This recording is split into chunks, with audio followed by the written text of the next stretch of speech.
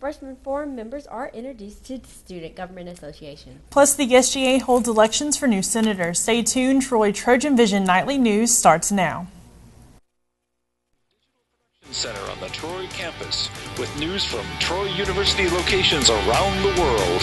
This is Trojan Vision Nightly News. Hello and welcome to Trojan Vision Nightly News for September 5th, 2012. I'm Christina Cook. And I am Bailey Majors. Thank you for joining us this evening. Troy Student Government Association is looking to fill some empty seats. Rachel Scarborough has the story. Wednesday, Troy University students had the chance to vote for their peers to represent them in the SGA Senate. Today we're electing our residence hall senators, and we have a couple of vacancies with our academic senate seats. So basically those students who live in residence halls and those who are a part of those academic colleges will be able to vote in today's election. Elections for new senators are usually in the spring semester, but with the changes in the housing department, elections had to be pushed back a semester. We put it off to the fall, which actually worked out great because now we can elect those senators whose seats were vacated over the summer. With it being election year, Thompson says it is important to vote in any election because it lets your voice be heard.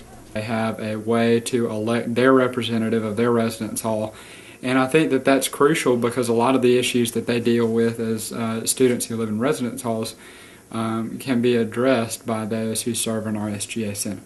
All senators should be good communicators because they have to voice the students' problems. It's important that our students are well in touch with their senators because they are the people who fight for their well-being, fight for their special interests here at Troy University.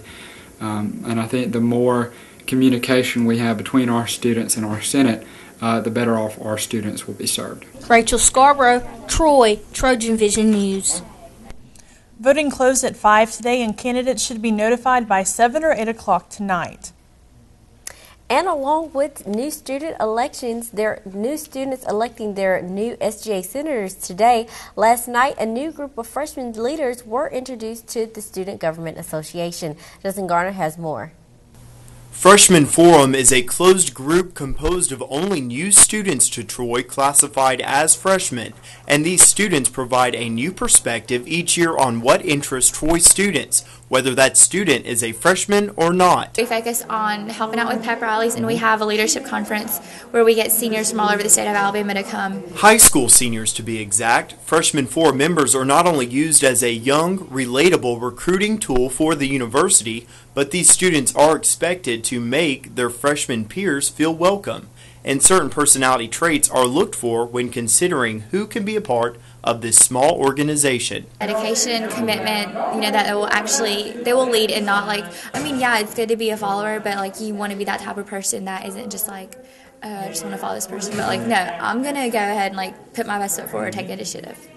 Being in Freshman Forum may seem like a lot of work for younger incoming students, but this training, so to speak, has its benefits. This especially applies to a student who is interested in staying involved in leadership on Troy's main campus throughout their college career. For me, Freshman Forum opened up so many more opportunities. I got involved with Trojan Ambassadors, I got more involved with my sorority, it helped me leadership-wise. SGA President Will Thompson says roughly 60% of the current members of the SGA were a part of Freshman Forum. Judson Garner, Troy, Trojan Vision News. And Troy students, be sure to check your daily Trojan Today emails because the Freshman Forum events will be posted on those. This Saturday is the Trojan football team's first home game of the season, and that also means Troy University's first pep rally of the semester. And hopes are high to increase Troy University held its first time. In one way the SGA is planning on reaching that goal is to provide students with incentives to attend. SGA's Vice President of Campus Activities says making pep rallies more involved will lead to better attendance at the games. When you walk into a pep rally, you'll be consumed in it, so you'll really want to get involved and participate, but also remember that we're all there to cheer on the Trojans, and that's the whole point. It's just to increase, and personally I believe that when you increase the student population at a pep rally, in turn they find out about the Trojan Walk, they'll be there, and then they'll be at the football game. The pep rally will be in Sartain Hall at 6:30 p.m. on Friday, and that's not the only event the SGA is wanting students to attend. The Trojan Walk is where fans gather to cheer the team on as they walk to Veterans Memorial Stadium for warm-ups before the game. The Trojan Walk will be this Saturday at 3:45, and it will start in front of Sartain Hall. Well, Christina, copies of the New York Times are provided daily as a part of Troy University's reading initiative for students. That's right, Bailey. And each week, a Troy University professor meets with students to talk about an article from the paper. Dasha Montgomery has the details. Troy University held its first Times Talk of the semester Wednesday afternoon in the Trojan Center. This event invites students to hear and share in open discussions on a hand-picked article from the New York Times newspaper. Each week, the Times Talk is going to draw out some article from the New York Times. It may be in today's edition or within the last week, that somebody wants to come in and simply stir some discussion or be informative on what the New York Times paper is doing for our Quality Enhancements program. The graduate assistant of civic engagement and service learning states that besides getting a free meal, students who attend these talks could profit in other ways. The benefits of coming here are learning about new things that you might have not known otherwise, and also just socializing with students that you might not have met. Both Merritt and Sims hope students are impacted by the weekly event through learning and interaction, even though majority of the stories selected are not particularly directed towards individuals in the Troy area. I really hope that maybe it sparks them reaching into an article that they might not otherwise have read if they just simply picked up the newspaper on their own. It maybe introduces them into an arena of interest that they never even had thought about. I hope that other students get an idea about different things that are going on in the country, in the world, and how they can actually relate back to their lives. Deatra Montgomery, Troy Trojan Vision News.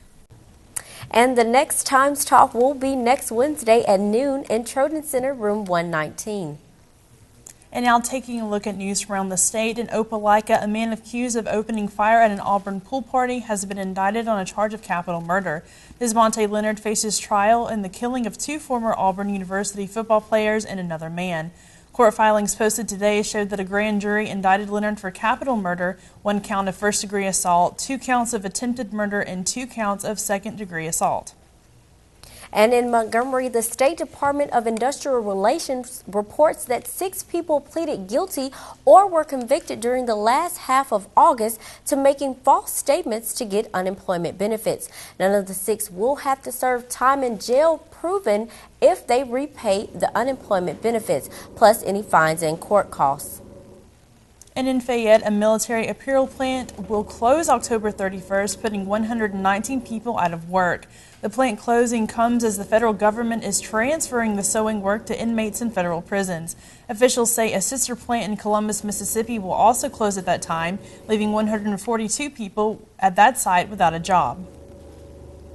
Still to come on Trojan Vision Nightly News, Danielle Percival will take a look at a couple of Trojans who are honored by the conference when she joins us with sports. But first, Democrats have another special guest at the Democratic National Convention. Find out who after the break. Convention officials scale back plans for President Obama's speech tomorrow, but tonight, all eyes are on former President Bill Clinton. I'm Randall Pinkston in Charlotte with the story coming up.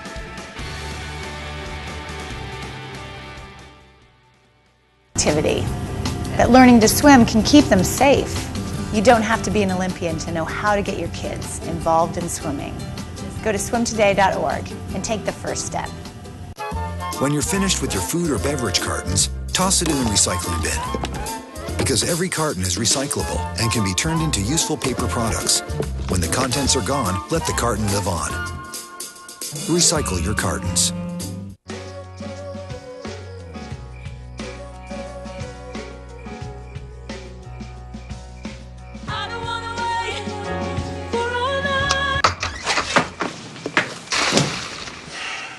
I was afraid of that. Well, guess it's time to get you fixed. Your pets will start fooling around sooner than you think. Go on, get out of here! Accidental litters lead to millions killed in shelters each year. Help prevent more. Fix at month 4. From the high-definition digital production studios of Troy University, you're watching the award-winning Trojan Vision Nightly News. And now for a look at what's happening across the nation and around the world, we'll go to Christina Cook at the Global News Desk. Christina.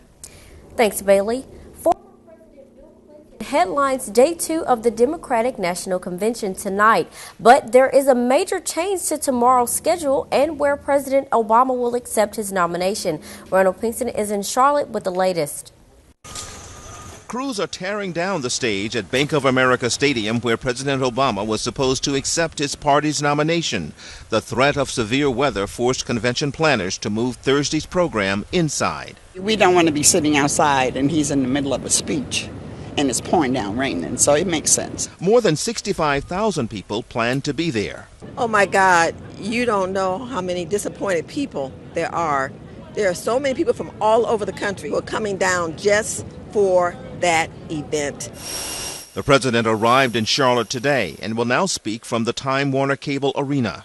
Georgia Delegate Al Williams says the smaller venue won't take away from the president's message. It didn't work out, so that means we have to be 4 times as enthusiastic tomorrow night. Bill Clinton will be here tonight to place President Obama's name in nomination for a second term. Bill Clinton still carries a lot of weight in this country. And at this stage in the game, we need all the help we can get. Tonight, Elia Zirka expects the former president to focus on the economy. I think that the American people, when it comes to the economy, have faith in Bill Clinton and his policies and his approaches. And I think his approaches and his policies are very similar to President Obama's.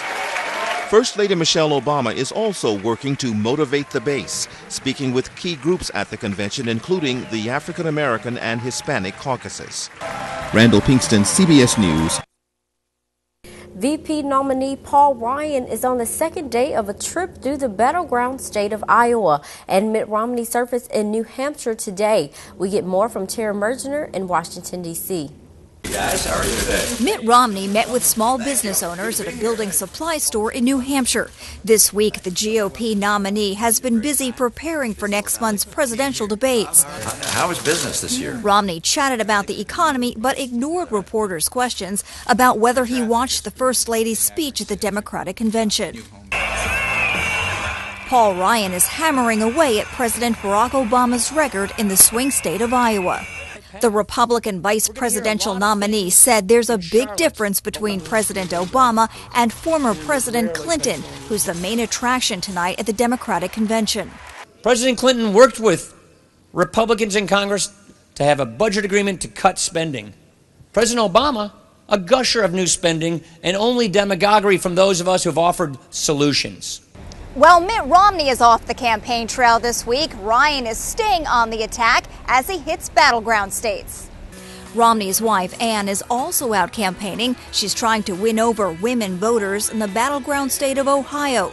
Mrs. Romney told a group called Women for Mitt as president, her husband would fight for women. Women have to ask themselves, who's going to have and be there for you? I can promise you, I know that Mitt will be there for you. Mitt Romney is expected to return to the campaign trail on Saturday in the battleground state of Virginia.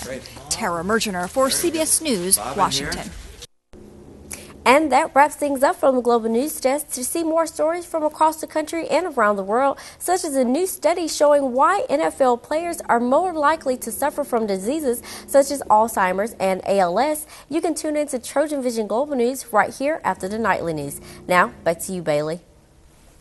Thank you, Christina. And now Danielle Percival joins us for a look at sports. So, Danielle, this weekend marked the first game of the Trojan football season, but this weekend is the first home game of the season. That's right, Bailey. The home opener is just around the corner against Louisiana Lafayette. Also, the conference opener. And speaking of the conference, we've got a little bit of news from the conference to get into, so let's look at it. Having a player recognized as the Conference Player of the Week is certainly an honor, but how about having two? The Offensive and Defensive Player of the Week honors both were awarded to Trojans the first week of the season. The Trojans were looking to start the season on the right note, and a 39-29 victory over UAB was a good start.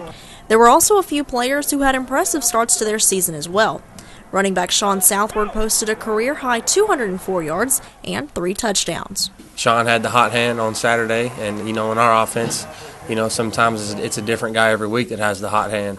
And, if it's Sean, for the next 12 weeks, it's going to be awesome. That'll make my life a lot easier and make the pass game a lot easier. I'm just keep doing my job, and if that happens, that's great. I won't complain with getting 200 yards. But for another player, it wasn't just a good start to the season, it was a good start to his career. Devon Terry, a walk-on senior defensive back, hadn't seen game action since high school in 2007. That was until Saturday. Terry had an interception, a fumble recovery, and 5 tackles in the victory. He's been a guy that's been tenacious in his goals and what he wanted to do, and he's like me. He's not perfect. He hasn't been perfect, but he has developed into a dependable young man who has worked hard, and he got some payback. Just hard work, man. Hard work pays off. Do the right thing, under a good coach, Hall of Fame coach. I'm just blessed to be able to play this game with all my teammates and come out there and get that first victory. Following the game Saturday, Terry said the results were the payoff from years of hard work and practice. It's hard. Coach, get us on to us a lot, and, come easy in the game sometimes. You work hard at practice, in the game, it'll be a little simple to you. Southward was named the Sun Belt Conference Offensive Player of the Week, while Terry was tabbed the Defensive Player of the Week. The Trojans will get the chance to begin conference action this Saturday as they open up their Sun Belt schedule against Louisiana Lafayette. The Trojans and the Raging Cajuns will hit Larry Blakeney Field Saturday night at 6. After a week of waiting, the Trojan volleyball team finally took on the Auburn Tigers last night, but apparently the match wasn't worth the wait. The Trojans fell to the Tigers 3-0 with scores of 25-19, 25-21, and 25-23. Troy was led by Kayla Pickert's 10 kills and Brianna Bartlett's 18 assists. Alexander led the Trojans with 13 digs, while Kelly Curran also added double figures with 11. At points we played pretty well. I thought at points we were very, very passive.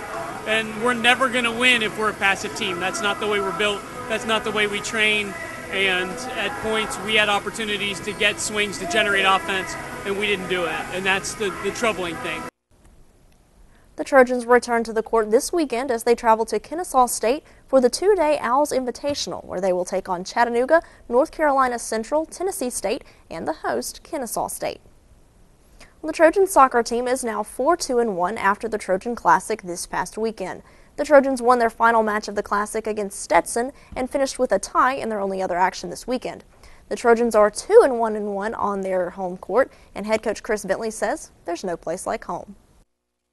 We love playing at our home, in front of our home crowd, and I think it always makes a big difference for the girls. I think they have a lot of pride in what they do for the school, obviously. But I think, the fans have pride for us too, so that's good. So can't say enough good things about playing at home. It's always great. The Trojans have the rest of the week off before beginning tournament action this weekend in Wilmington, North Carolina.